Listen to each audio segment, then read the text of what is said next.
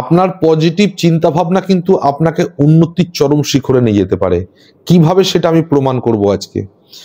আপনারা ব্যবসা করতে পারেন, চাকরি করতে পারেন, যে প্রফেশনই করুন না কেন, আপনি যদি সকাল থেকে পজিটিভ চিন্তা ভাবনা মাথার মধ্যে রাখতে পারেন, আপনার কিন্তু উন্নতি হবেই।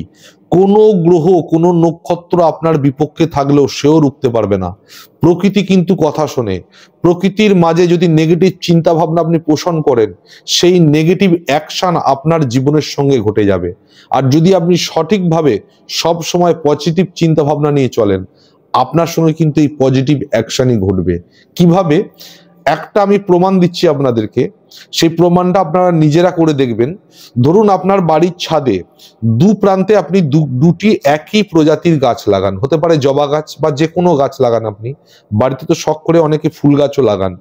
একই গাছ, একই প্রজাতির বা একই ফুলের গাছ, একই সাইজের গাছ আপনারা ছাদের দু প্রান্তে দুটি লাগান। প্রথম প্রান্তে যে গাছটি লাগিয়েছেন সেই গাছে যেভাবে পরিচর্যা করবেন, সার মাটি জল যাই দিন না কেন, দ্বিতীয় প্রান্তের গাছটিতেও কিন্তু সেম জিনিস দেবেন, অর্থাৎ একই রকম সার মাটি জল দেবেন। প্রথম প্রান্তে আপনি যে গাছটি লাগিয়েছেন সেই গাছটির কাছে সার মাটি জল যাই দিন না কেন, সেই পরিচর্যা করার সময় তার কাছে নেগেটিভ কথাবার্তা বলুন। এইভাবে বলুন আপনি, রে গাছ, তোর তো কোনো ভূমিকা নেই, তুই কি এমন করিস, তোর এই ধরুন জবা গাছই লাগিয়েছেন, তুই এমন একটি জবা গাছ যে জবা গাছ তো আজ তুললে কালকে তুই শুকিয়ে যাস, তোর থাকাও যা না থাকাও তাই, তোর বেঁচে থাকাটাই বৃথা। এইভাবে আপনার মনের মধ্যে যত নেগেটিভ চিন্তা ভাবনা, আপনি সেই গাছটিকে শুনিয়ে শুনিয়ে তার পরিচর্যা করুন, জল মাটি সার যা দেবার দিন। এবার এই সেম জিনিসটা আপনি দ্বিতীয় গাছটির কাছে, অর্থাৎ ডান দিকের গাছটির কাছেও গেছেন, সেখানে গিয়ে যখন বলছেন যেন এই গাছটি শুনতে না পায়, এবার সেখানে গিয়েও আস্তে আস্তে আপনি কি বলছেন, জবা ফুল, হে জবা গাছ, তোমার এই যে ফুল, তোমার ফুল দেখতে কত সুন্দর, তোমার ফুল দেখে মানুষের ভক্তি জন্মায়, তোমার ফুল একদিনের জন্য হলো মায়ের পায়ে ঠাঁই পায়, তুমি কত পুণ্যবান, আমি যদি তোমার মতো হতাম তাহলে হয়তো পরম সৌভাগ্যবান হতাম। এইভাবে ভালো ভালো কথা বলে আপনি সেই গাছটির পরিচর্যা করুন। এইভাবে 40 দিন একটি গাছের কাছে নেগেটিভ কথাবার্তা, আরেকটি গাছের কাছে পজিটিভ কথাবার্তা বা ভালো ভালো কথাবার্তা বলে আপনি পরিচর্যা করুন। আপনি অবাক হয়ে যাবেন 40 দিন পর যে গাছটির কাছে আপনি নেগেটিভ কথাবার্তা বলে বলে পরিচর্যা করেছিলেন সেই গাছটি ধীরে ধীরে মরে যাবে, সুসাইড করে নেবে। আর যে গাছটির কাছে আপনি পজিটিভ কথাবার্তা বলে বলে তার পরিচর্যা করেছেন, সার মাটি জল দিয়েছেন, সেই গাছটি ফুলে ফলে সজ্জিত হয়ে যাবে। অর্থাৎ প্রকৃতিও কথা শোনে, গাছেরাও কথা শোনে। তাই তো শ্রী শ্রী জগদীশচন্দ্র বসু বলে গেছিলেন, গাছের মধ্যেও প্রাণ আছে। তো আপনারা জানেন না, এই প্রকৃতি কিন্তু কথা শোনে। আপনি যখন প্রত্যেক মুহূর্তে আপনি এই কথাগুলো বলবেন যে আমার দ্বারা কিচ্ছু হলো না, আমার ব্যবসায় উন্নতি নেই, আমার কাছে টাকা পয়সা নেই, আমি আর পারলাম না, এই যখন মনের ব্যাঘাত ঘটাবেন বা মনের মধ্যে নেগেটিভ চিন্তা ভাবনা নিয়ে আসবেন, আপনার জীবনের সাথেও কিন্তু নেগেটিভিটি ঘটবে।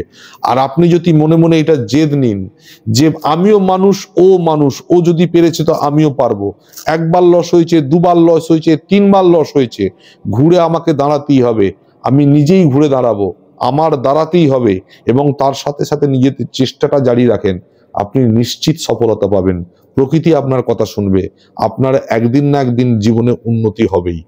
আপনি লক্ষ্য করে দেখবেন, একটা সাধারণ মানুষ যে অ্যাভারেজ থিঙ্কিং নিয়ে চলে, অ্যাভারেজ চিন্তা ভাবনা নিয়ে চলে, তার কাছে গিয়ে আপনি একটা কথা ব্যাখ্যা করে দেখুন, আলোচনা করে দেখুন যে কাকাবাবু, আমি আপনার কাছে এসেছিলাম একটা খুব ভালো প্ল্যান নিয়ে, কিছু টাকা ইনভেস্ট করুন না, একটা খুব ভালো ব্যবসার আইডিয়া আপনাকে বলছি, দেখুন আপনি লাভবান হবেন। সে কিন্তু একটাই কথা আপনাকে উত্তর দেবে, হ্যাঁ রে, ব্যবসায় আমি ইনভেস্ট তো করবো, টাকাটা মরে যাবে না তো?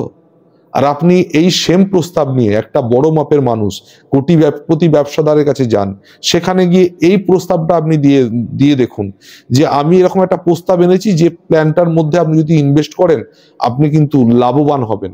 তখন তার উত্তরটা এইটা হবে যে টাকা মরে যাবে এই প্রশ্ন সে করবে না, সে প্রশ্ন করবে ইনভেস্ট তো করবো, কত পার্সেন্ট লাভ পাবো। অর্থাৎ থিঙ্কিং এর ডিফারেন্সটা দেখুন। একজন সাধারণ মানুষ যে বিশাল কিছু উন্নতি করতে পারেনি, কেন করতে পারেনি? তার চিন্তা ভাবনাটা হলো যে টাকাটা মরে যাবে না তো।